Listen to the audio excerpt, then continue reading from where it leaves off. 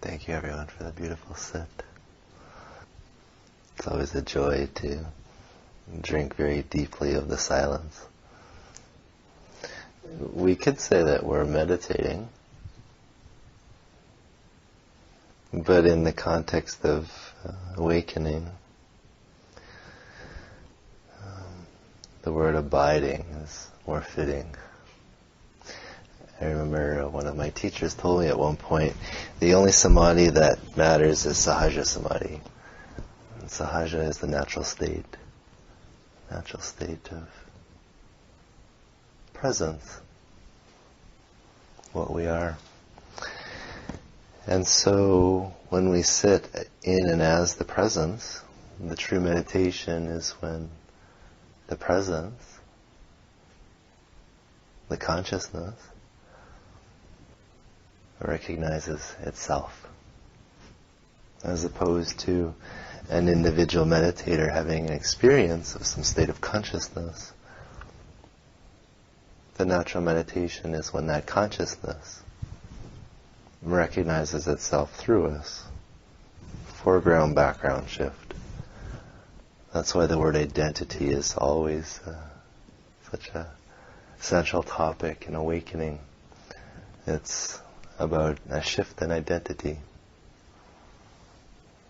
We can understand that, and understanding is useful, mostly to the degree of getting the mind out of the way, keeping it busy with something.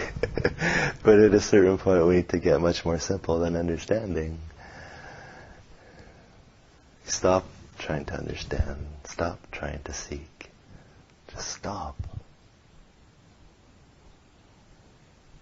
I mean, if one's mind is very busy, it can be useful to use a technique to concentrate it so it's not as busy. But even in that situation, technique has to be given up at a certain point. Awakening happens when we stop, when we give up, when something in us lets go. For many people that happens through exhaustion. The seeking serves its purpose by taking us all over the world and sitting with every teacher and reading every book. And then when we get to a point where we have seen it all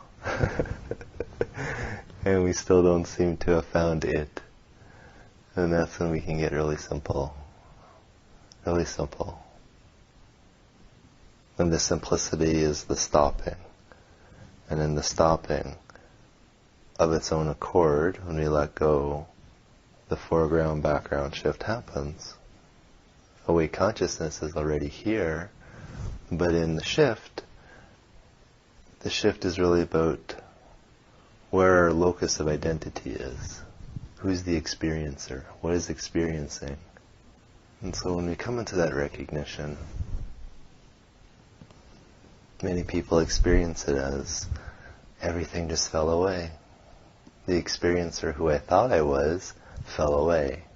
And there's just that awareness, just that presence, just that emptiness. And that's where you can say that awareness, that emptiness, recognizes itself. Become self-conscious. And then that's the true embodiment, that's the true samadhi, is allowing that self-recognition to always be there, to always be there.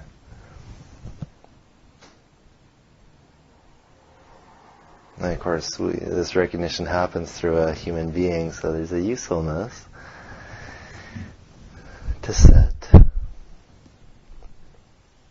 Not to find something, but to allow the nervous system to become more familiar with that. So that the mind it's not as sticky. When it's bathed in presence, it becomes light. And so it can naturally disidentify, which is the natural state of identity. To disidentify. Identification is it's the dream state. And disidentification is the natural state. And so the expression of that natural state can happen through silence, through words, through dance, through singing, through poetry, through speaking, through service, devotion, and just being.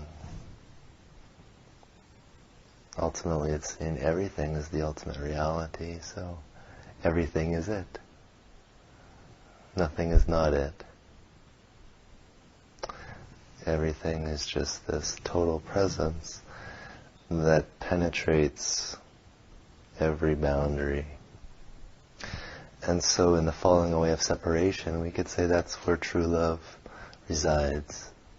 It's the place where, I could say, the witnessing awareness comes into union with presence.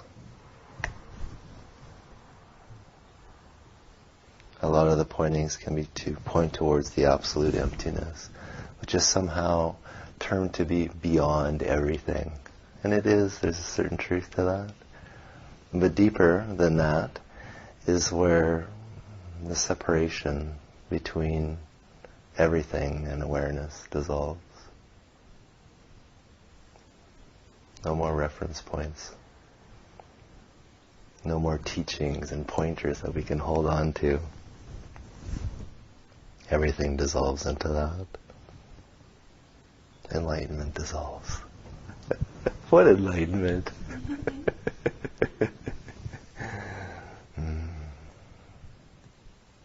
It's just this.